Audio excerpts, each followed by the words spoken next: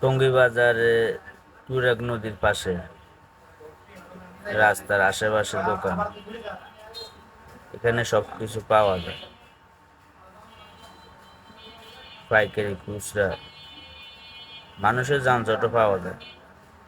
এখন তো বিকেল 3:30, এখন মানুষের তো বেশি নাই, মানুষ ওইভাবে মনে করেন না 4টার পরে বিকেল টাইম সারাক্ষণ মানুষ এখানে বসে বসে আড্ডা দেয়।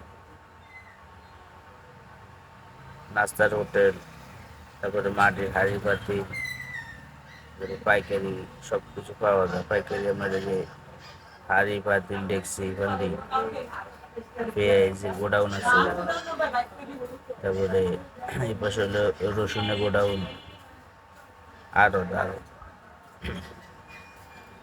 এই যে পেঁয়াজের আড়ত, তারপরে এই পাশে আছে, মানে এক কথা রাস্তা দোনো পাশে মানে